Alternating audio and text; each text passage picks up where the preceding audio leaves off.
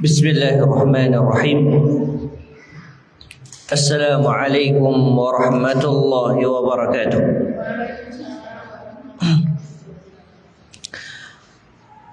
Alhamdulillahi rabbil alamin.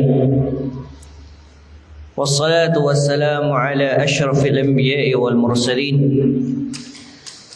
Sayyidina wa maulana Muhammad wa ala alihi wa ashabihi wa man tabi'ahum bi ihsan ila yaumiddin wa sallama tasliman mazida wa ba'da. Ma'asyiral muslimin jamaah rahimani wa rahimakumullah jami'an. Alhamdulillah, pada hari yang mulia ini, karena kita masih berada pada hari tasyrik, dan ditambah lagi kita berada pada Aidul Usbu'iyah, yaitu hari raya pekanan, yaitu Yaumul Jum'ah. Maka ini pertemuan antara dua hari yang mulia. Kita gunakan dengan sebaik-baiknya. Kita memperbanyak doa kepada Allah Subhanahu wa taala, dengan kita ikhlas lillahi Subhanahu wa taala, maka insyaallah taala segala hajat yang kita inginkan akan dikabulkan oleh Rabbul Izzati wal Jalal. Dan kita gunakan pada kesempatan kali ini untuk menambah ilmu, untuk talabul ilmi. Ya, semoga Allah Subhanahu wa taala meridai segala bentuk langkah kita di dalam menggapai keridhaan Allah Subhanahu wa taala. Salawat serta salam kita aturkan kepada Nabi kita yang mulia alaihi salatu wassalam. Dan kita juga berusaha untuk memperbanyak salawat kepada beliau, khususnya di hari Jumat, yang mana ketika kita salawat sekali kepada beliau alaihi salatu wassalam, maka Allah Subhanahu wa taala akan bersalawat kepada kita sebanyak 10 kali. Ma'asyiral ahibbal fadhala rahimani wa rahimakumullah. Kita melanjutkan kajian kita di dalam membahas Al-Arba'in fi Huquq Rabbil Alamin, yaitu 40 hadis yang berkaitan dengan hak-hak Allah Subhanahu wa taala. Dan kita sudah sampai pada hadis yang ke-10. Nah, fadhal akhina al-fadl.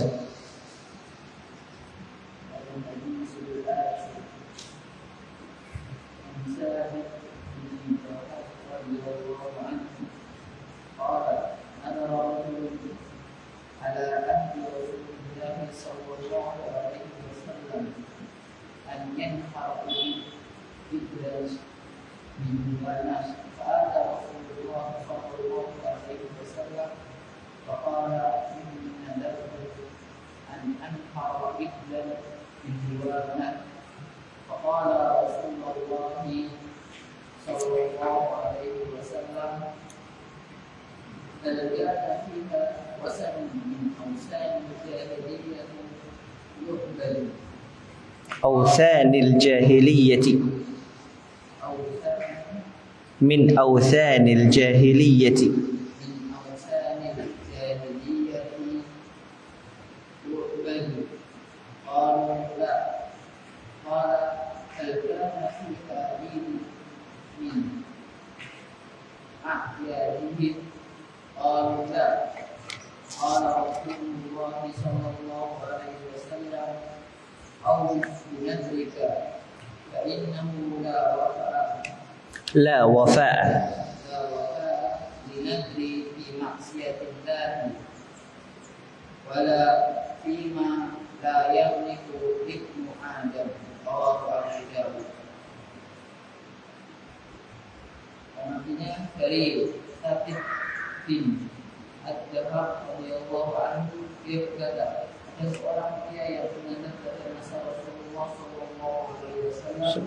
untuk menyembelih unta di buah nama suatu tempat. Kemudian dia mendatangi Rasulullah SAW dan berkata, sesungguhnya aku telah bernazar untuk menyembelih unta di buana. Rasulullah SAW bertanya, apakah di tempat itu dahulu ada berhala di antara berhala sendiri yang disembah? Mereka para sahabat menjawab, tidak. Beliau bertanya lagi, apakah di sana dahulu pernah menjadi tempat perayaan hari-hari raya?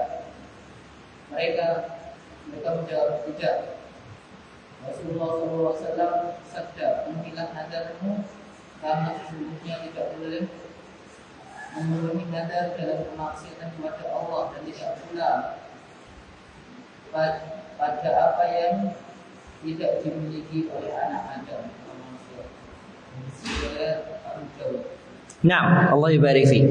Hadis yang ke-10 berbicara tentang masalah nazar,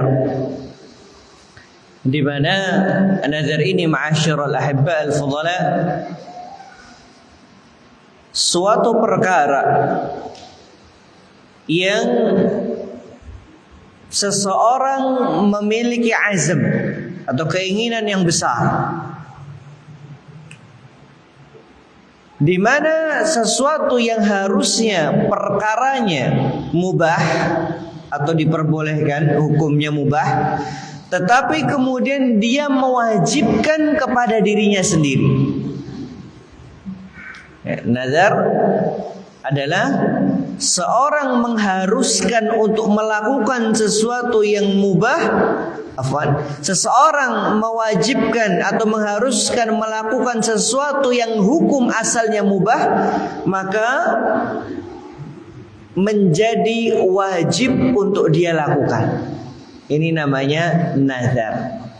Dan sering kita dengar, saya bernazar, seandainya saya mendapatkan ini, maka saya akan melakukan itu. Kalau saya bisa ini, maka saya akan melakukan ini dan itu dan seterusnya. Maka ini yang disebut sebagai nazar. Kita lihat bahwa hadis ini diriwayatkan oleh Thabit ibn Dhahhak, seorang sahabi yang mana tidak banyak riwayat dari beliau atau kisah atau biografi dari beliau. Disebutkan oleh para ulama al-muhadditsin bahwa beliau hanya meriwayatkan 14 hadis dari Rasul sallallahu alaihi wasallam. Sehingga biografi beliau tidak populer seperti biografi-biografi para sahabat yang banyak meriwayatkan hadis Rasul sallallahu alaihi wasallam. Beliau mengatakan bahwa ada seorang laki-laki di zaman Rasul sallallahu alaihi wasallam ingin menyembelih satu ekor onta. Dan beliau ingin menyembelih di daerah yang bernama Bibuanah. Buanah ini para ulama mengatakan maudhi'u asfali Makkah duna Yalamlam, yaitu tempat di bawah Mekah, tetapi tidak sampai pada Yalamlam. Yang mana Yalamlam ini sebagai miqatnya ahlul Yaman, berarti berada di selatannya. Nah, ini adalah daerah yang disebut sebagai Buanah. Tetapi sebelum datang atau sebelum menunaikan nazarnya, dia datang kepada Rasul sallallahu alaihi wasallam. Maka ini pelajaran yang luar biasa, ma'asyarul ahibba. Bagaimana semangatnya para sahabat tatkala ingin melakukan suatu yang dianggap sebagai ibadah, maka tanya dulu kepada Rasul sallallahu alaihi wasallam, benar enggak ibadah ini? Sahih enggak ibadah ini? Sehingga ketika seorang melakukan ibadah atau yang dianggap sebagai ibadah, ya, adalah ibadah yang diterima oleh Allah Subhanahu wa taala. Bukan ibadah yang asal-asalan. Kemudian laki-laki tadi menceritakan kepada Rasul sallallahu alaihi wasallam bahwa dia ingin melakukan nazar untuk menyembelih seekor unta di daerah Buwana. Diceritakan bahwa orang ini bernazar kalau dia punya anak laki-laki maka dia akan menyembelih 1 ekor unta. Jadi sebabnya dia melakukan nazar karena dia berharap kalau dia mendapatkan anak laki-laki maka dia akan bernazar. Nazarnya menyembelih unta. Faqala Rasulullah, maka Rasul sallallahu alaihi wasallam dalam hadis ini beliau bertanya, hal kana fiha wathanun min awthanil jahiliyati yu'bad? Apakah di sana, yaitu di daerah Buwana yang ingin engkau menyembelih atau bernazar menyembelih unta, terdapat patung-patung orang-orang jahiliyah yang disembah? Maka laki-laki tadi mengatakan, enggak ada. Kemudian ditanya lagi oleh Rasul sallallahu alaihi wasallam, hal kana fiha 'aidun min a'yadihim? Apakah ada suatu perayaan ketika engkau bernazar maka kemudian bertepatan dengan hari raya yang dilakukan oleh orang-orang di sekitar sana? Kemudian laki-laki tadi mengatakan enggak. Kemudian Rasulullah SAW mengatakan, aufi bin nadrik, maka penuhilah nazarmu. Fa innahu la wafa'a lin nadri fi ma'siyatillah, karena tidak ada nazar di dalam melakukan kemaksiatan kepada Allah, artinya enggak perlu untuk ditunaikan. Tetapi ada konsekuensi yang insyaallah taala akan kita bahasan. Wala fima la yamliku ibnu Adam, dan tidak juga nazar itu tidak perlu untuk dilaksanakan apabila berisikan pada sesuatu yang tidak dimiliki oleh ibnu Adam. Contoh Pak, kalau seandainya saya bisa mengatur turunnya hujan, maka saya pasti akan melakukan ini dan ini dan ini. Kalau ramalan saya tepat, maka saya akan melakukan ini dan ini dan ini. Maka ini sesuatu yang tidak dimiliki oleh ibnu Adam, karena kita tidak mampu untuk melihat apa yang akan terjadi di masa yang akan datang, dan kita pun tidak bisa mengatur yang namanya alam semesta. Nah, ada beberapa poin yang perlu kita perhatikan dalam hadis ini.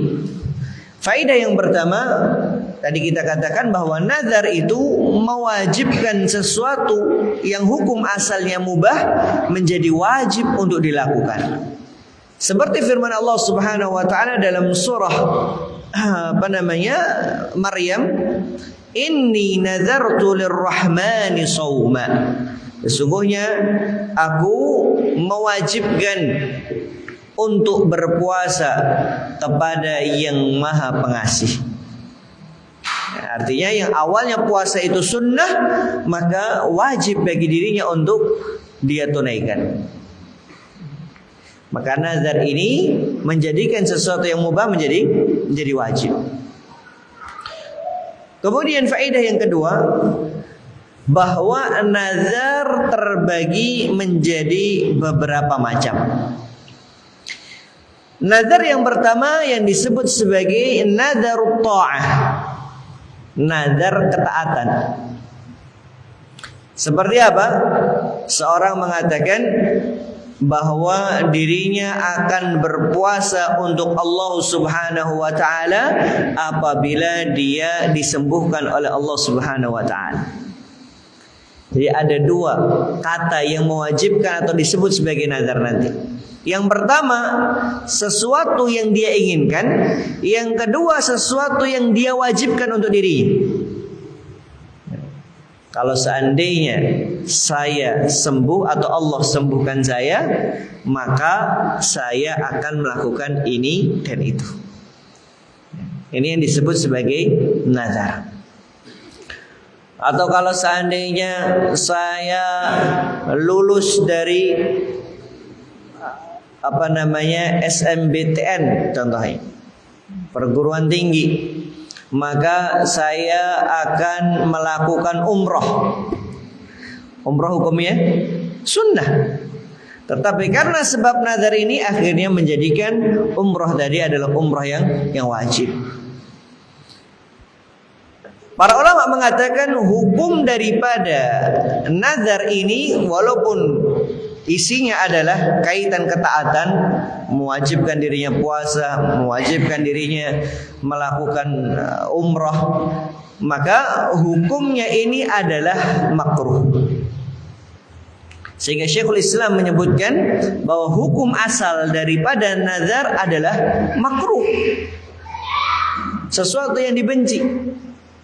Kenapa? Hakikatnya Islam tidak menginginkan kesukaran kepada manusia, tidak menginginkan sesuatu yang susah untuk umatnya, tetapi malah dirinya sendiri yang menjadikan sukar. Padahal kalau seandainya dia cukup meminta kepada Allah Subhanahu wa taala, dia terus berdoa kepada Allah Subhanahu wa taala agar diberikan kesembuhan, agar diberikan kesabaran, agar diberikan kelulusan di dalam ujian yang dia tempuh, maka sebenarnya cukup bagi Allah Subhanahu wa taala untuk mengabulkan doa dari orang tersebut. Dan kenapa para ulama mengatakan hukum asal daripada nazar itu makruh?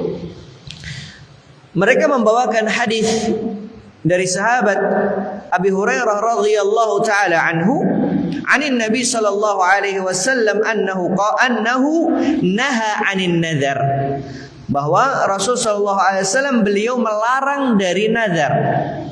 Waqal, kemudian seraya beliau bersabda, innahu la yaruddu minal qadar, sejatinya nazar itu tidak dapat menolak takdir. Wa innama yustakhraju bihi minal bakhil, akan tetapi nazar itu dikeluarkan dari orang-orang yang bakhil. Kalau nggak disembuhkan, dia nggak mau puasa. Padahal kalau seandainya Allah berikan kesembuhan bagi dirinya, kemudian dia berpuasa tanpa melakukan nazar, lebih baik bagi dirinya. Maka dikatakan dalam hadis ini dari riwayat daripada Abu Hurairah radhiyallahu taala anhu, ya, sesungguhnya nazar itu tidaklah dikeluarkan dari orang-orang yang bakhil. Dan Rasul mengatakan innahu la yaruddu minal qadar, tidak dapat merubah atau menolak takdir. Kalau memang sudah takdirnya demikian, ya demikian. Bukan karena nazarnya kalau seandainya dia sembuh, bukan karena nazarnya kalau seandainya dia lolos. Tetapi kendati demikian, walaupun hukum asalnya makruh, yajibu al-wafa'u bihi bil ijma', wajib untuk menunaikan nazarnya. Walaupun hukumnya makruh, tetapi wajib untuk dijalankan. Kenapa? Karena tidak mengandung kesyirikan atau tidak mengandung sesuatu yang dilarang. Ini macam yang pertama. Macam yang kedua adalah nazarul ma'siyah, nazar untuk melakukan kemaksiatan. Kalau tadi nazar melakukan ketaatan, yang kedua nazar untuk melakukan kemaksiatan. Seperti apa? Seorang mengatakan, kalau seandainya Allah memberikan kesembuhan kepada diriku, pasti aku akan meminum khamr, contohnya. Ini namanya nazar kemaksiatan, karena minum khamar hukumnya haram. Atau kalau seandainya dia menang perlombaan, maka saya akan kerja di bank ribawiyah, maka ini hukumnya haram. Nah, walaupun nazar ini dikatakan haram, orang yang mengatakan demikian karena dia sudah mewajibkan sesuatu, jelas tidak boleh untuk ditunaikan, tetapi dia wajib untuk kafaratul yamin atau kafaratul nazar, membayar kafarah. Bayangkan ma'asyiral ahibba, ketika tadi di awal nazar ketaatan dia tidak mampu untuk melakukan. Seandainya dia mengatakan kalau seandainya saya sembuh, aku akan puasa 2 bulan berturut-turut, wajib. Kalau dia tidak mampu, maka wajib membayar namanya kafaratul yamin, kafarah sumpah. Begitu pula ini yang kedua, jelas nggak boleh untuk ditunaikan, tetapi langsung dia harus membayar kafaratul yamin. Apa Pak? Kafarahnya orang yang bersumpah. Yang pertama, aitqu raqabah. Orang yang bersumpah kemudian dia menyalahi sumpahnya, maka harus membebaskan budak. Oke, sekarang kita nggak ada yang namanya budak, maka berpindah kepada pilihan yang kedua, yaitu apa? It'amu 'asharati masakin, harus memberikan makan 10 orang. Dalam satu hari berapa kali? Minimal orang itu makan untuk memenuhi kebutuhan sehari-hari 2 kali. Ini minimal. Sekali itu orang benar-benar dikatakan miskin sekali. Maka itu pun juga harus porsi yang normal pada umumnya, bukan porsi minimal. Dan juga bukan porsi maksimal, bukan. Tetapi normalnya seorang makan dengan lauk yang biasa masyarakat memakannya. Kalau seandainya kok nggak bisa atau nggak mampu untuk memberikan makan 10 orang miskin, maka berpindah kepada pilihan yang ketiga, siyamu 3 ayyam, puasa 3 hari berturut-turut. Ini kafaratul yamin. Dan juga dijadikan sebagai kafarah ketika seorang tidak mampu untuk menunaikan nazarnya. Baik. Berkata Ibnu Mas'ud radhiyallahu taala anhu, beliau mengatakan, "Inna an-nadhra la yuqaddimu syai'an wa la yu'akhiruh." Sesungguhnya nazar itu tidak dapat menjadikan sesuatu itu segera datang atau mengakhirkan sesuatu, nggak bisa. Walakin Allah Ta'ala yastakhriju bihi minal bakhil. Tetapi Allah Subhanahu wa taala mengeluarkan nazar tadi terhadap orang-orang yang bakhil. Wala wafa'a lin-nadhrin fi ma'siyatillah, dan tidak boleh atau tidak ada menjalankan nazar ketika itu mengandung kemaksiatan kepada Allah. Wa kafaratuhu kafaratu yaminin, sedangkan kafarahnya adalah kafaratu al-yamin yang tadi 3 tadi disebutkan. Begitu pula Ibnu Abbas radhiyallahu taala anhu, beliau juga mengatakan an-nadhru nadhran, bahwa nazar itu ada 2 macam. Fama kana lillahi fa fihi al-wafa, apabila nazar tadi dia lakukan untuk Allah, maka dia jalankan, dia laksanakan. Wa ma kana lisyaitan fa fihi al-kafarah, akan tetapi kalau seandainya nazar tadi untuk syaitan, maka tidak boleh untuk melakukannya dan bagi dirinya untuk kafarah, yaitu kafaratu al-yamin. Ini macam yang kedua. Sekarang macam yang ketiga, yaitu nazar yang mengandung kesyirikan. Nazar yang mengandung kesyirikan. Kalau yang kedua tadi murni kemaksiatan yang Allah Subhanahu wa taala haramkan di sana, tetapi yang ketiga ini ada unsur kesyirikan di dalamnya. Ketika seorang mengatakan, saya apabila disembuhkan oleh Allah Subhanahu wa taala, maka saya akan puasa, dan puasa yang saya lakukan adalah puasa mutih karena ilmu dari Syekh fulan ataupun dari Kiai fulan dan fulan. Maka ini mengandung kesyirikan.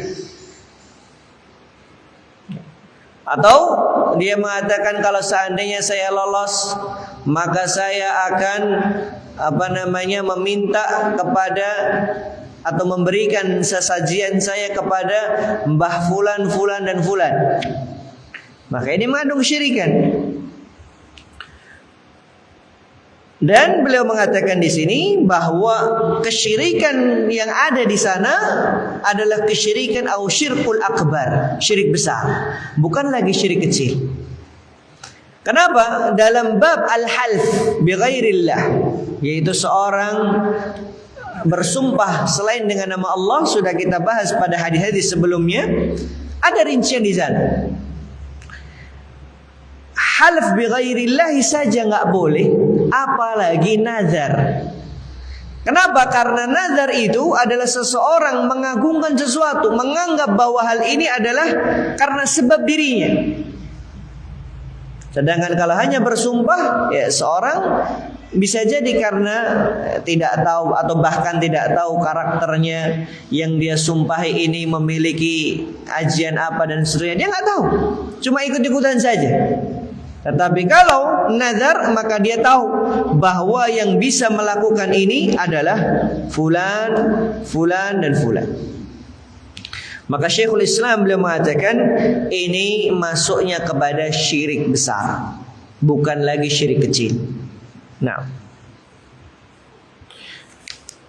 faedah yang ketiga, bahwa la yajuz, tidak boleh seseorang ay ya'budallaha fi mawdhi'in yu'badu fihi ghairullah. Nah, hadis ini menunjukkan bahwa seorang tidak boleh beribadah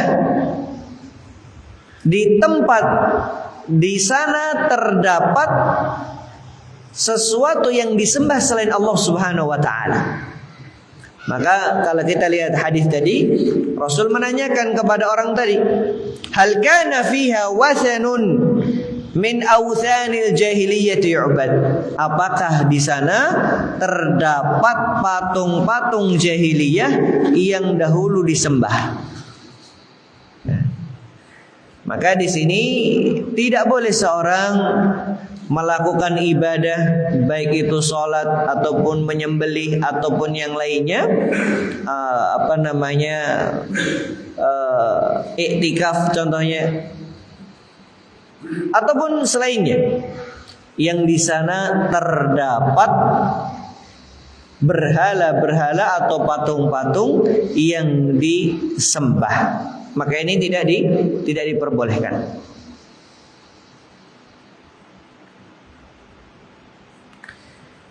Para ulama menyebutkan permasalahan yang begitu panjang dalam masalah ini, yaitu bagaimana sekarang hukum sholat di gereja.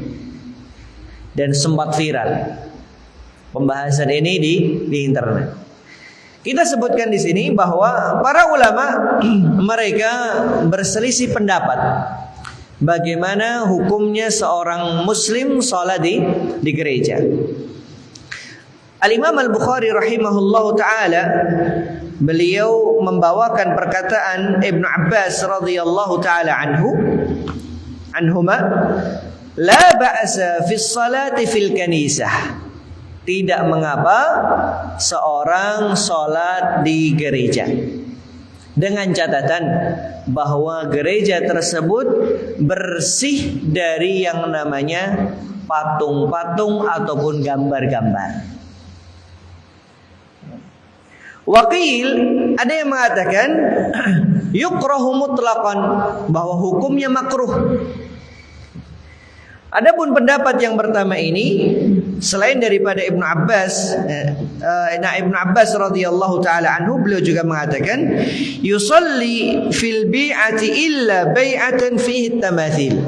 Boleh selama tidak ada di sana patung-patung di dalam gereja tersebut.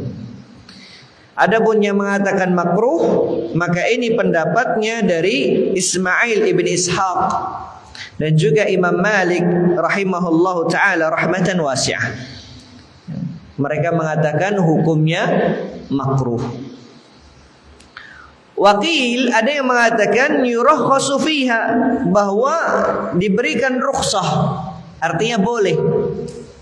Dan ini adalah pendapat Al-Imam An-Nakhai dan juga Al-Imam Asy-Sya'bi serta Imam Atha serta Ibnu Sirin dan juga riwayat dari Al-Imam Al-Auza'i rahimahumullahu taala rahmatan wasi'ah.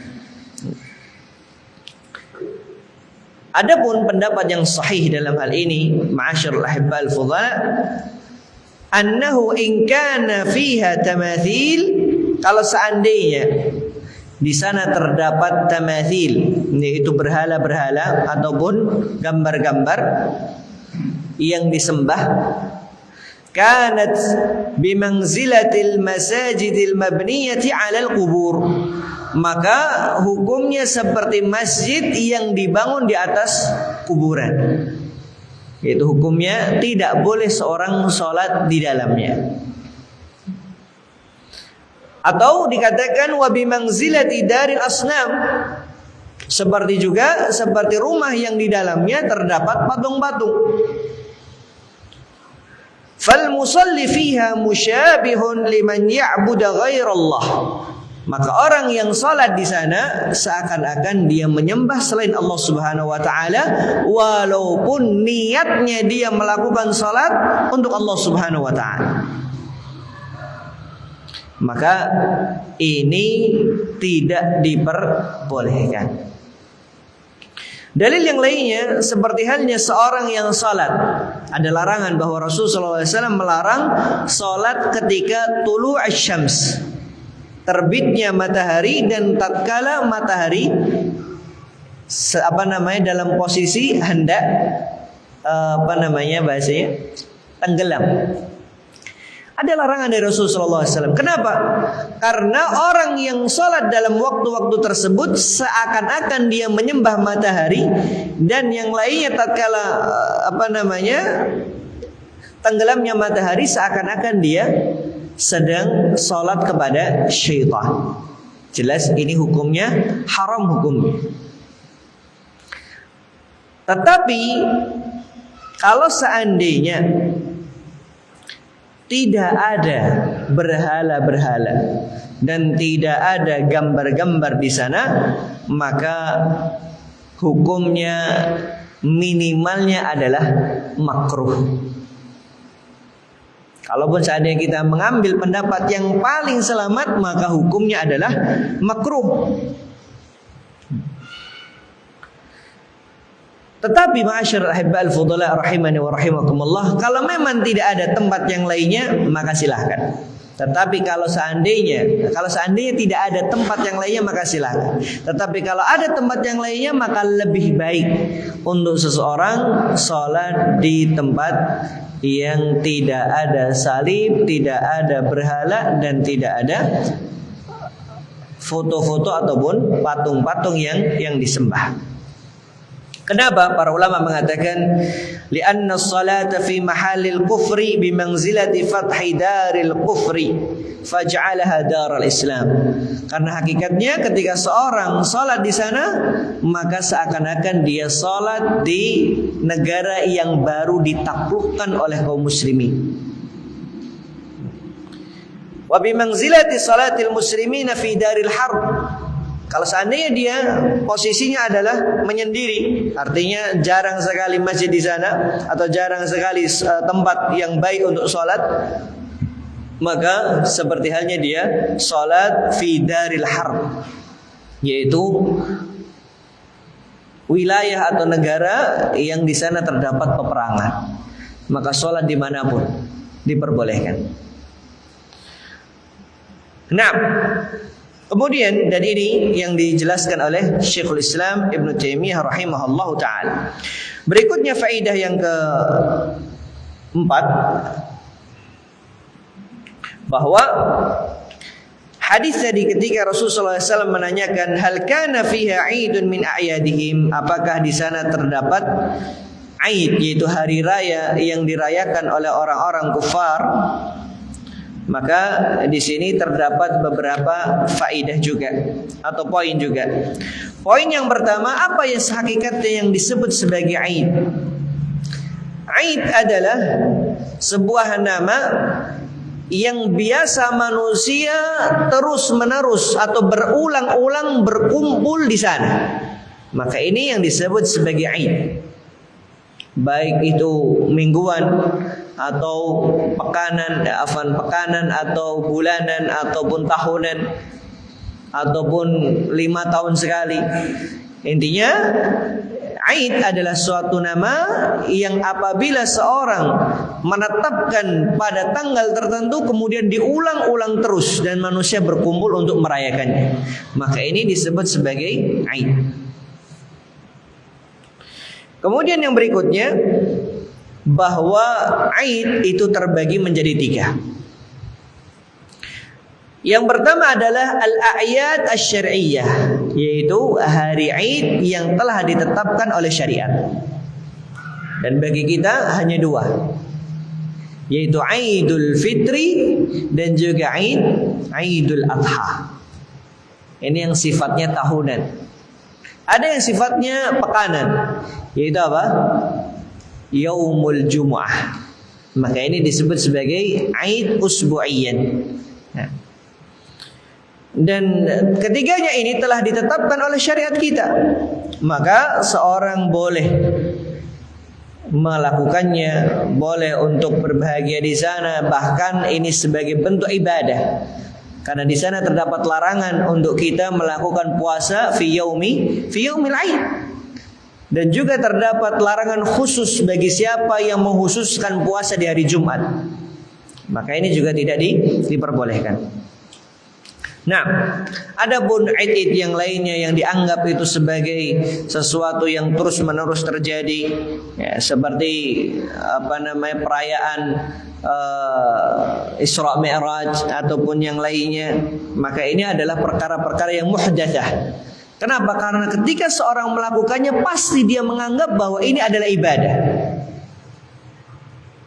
Nah, inilah yang menjadi titik poin kenapa para ulama mengatakan ini tidak diperbolehkan. Ketika seorang menganggap bahwa apa yang dilakukan di sana mengandung ibadah.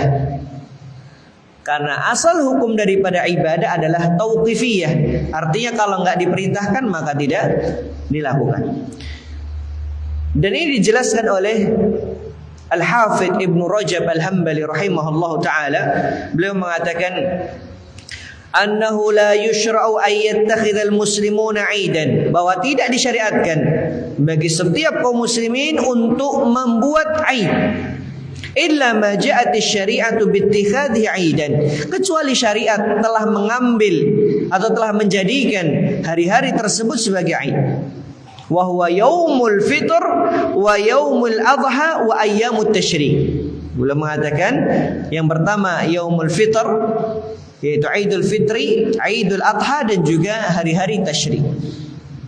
Wa hiya a'yadul 'am, dan inilah perayaan tahunan. Wa yaumul jum'ati huwa Aidul usbu', dan hari Jumat adalah Aid yang dilakukan setiap pekan. Wa ma'ada dzalik, adapun selain itu, fattikhadhu 'aidan musiman bid'atun la asla lahu fi syariah. Maka yang menganggap ada yang lainnya, maka ini adalah perkara yang baru dalam agama dan tidak ditetapkan oleh syariat. Ini Aid yang pertama. Kemudian Aid yang kedua yaitu a'yadul musyrikin, perayaan orang-orang yang menjadi karakter orang-orang musyrik atau orang-orang kufar. Maka ini tidak diperbolehkan bagi seorang muslim untuk mengucapkan selamat ataupun bahkan sampai ikut-ikutan, maka ini hukumnya haram. Sedangkan menerima hadiah dari mereka walaupun bimunasabati aidihim, karena sebab aid mereka, maka para ulama, salah satunya Syekhul Islam Ibnu Taimiyah, beliau mengatakan boleh untuk menerimanya dan tidak dianggap sebagai setuju terhadap apa yang mereka lakukan, karena ini berbeda. Nah,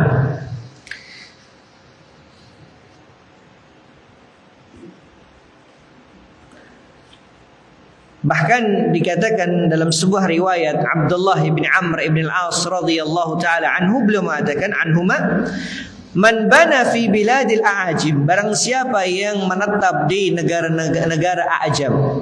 Karena ketika itu ya, hanya biladil Arab yang benar-benar syariat Islam ditegakkan. Tapi beliau mengatakan barang siapa yang dia berada di negeri-negeri a'jam, artinya negeri-negeri kufar, fasana'a nayruzahum wa mihrajanahum, dan mereka melakukan hari raya mereka, wa tashabbaha bihim hatta yamut wa huwa kadzalik, dan ternyata dia tasyabbuh, ikut-ikutan sampai dia meninggal dunia, husyira ma'ahum yaumal qiyamah. Beliau mengatakan kelak dia akan dibangkitkan bersama mereka. Wal'iyadzubillah. Padahal kita ingin dibangkitkan bersama dengan para Rasul sallallahu alaihi wasallam dan juga para sahabat ridwanullahu alaihim ajma'in. Kemudian ada macam yang ketiga, yaitu perayaan yang tidak ada kaitannya dengan agama. Maka di sini beliau mengatakan seperti perayaan nikah atau perayaan watani, ulang tahun negara atau kemerdekaan negara. Maka para ulama terdapat dua pendapat di sini. Yang pertama mengatakan man'an tahriman, benar-benar mengatakan haram mutlak. Karena Rasul mengatakan bahwa tidak ada Id kecuali dua. Ada yang mengatakan boleh dengan dalil bahwa hukum asal dari segala sesuatu adalah mubah, selama tidak ada pertentangan dengan syariat atau kemaksiatan di sana, maka hal ini kembali kepada hukum asal. Wallahu taala a'lamu bissawab. Dan juga tidak dianggap bahwa ini adalah perayaan agama. Artinya tidak mengandung ibadah di sana. Berarti kembali kepada hukum adat, kebiasaan.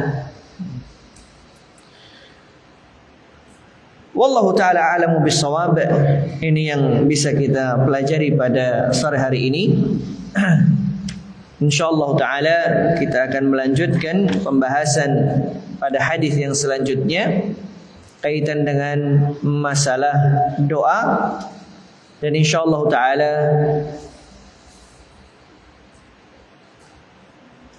insyaallah taala kita cukupkan sampai pada poin ini saja. Kita akan lanjutkan di pertemuan selanjutnya biidznillah tabaraka wa taala. Kaitan dengan masalah nazar ini, ma'asyiral ahibbal fudhala, adalah permasalahan yang seakan-akan orang menganggap biasa, padahal sejatinya tidak. Di sana terdapat yang namanya kafaratul yamin. Yang ini perlu untuk kita berhati-hati. Ketika dia tidak mampu menjalankan nazarnya, maka berpindah kepada kafaratul yamin. Kalau seandainya dia menganggap kafaratul yamin itu adalah perkara yang remeh, maka dia telah jatuh pada dosa yang besar, wal'iyadzubillah, dan masih terus akan dimintai sampai dia menjalankan kafarahnya.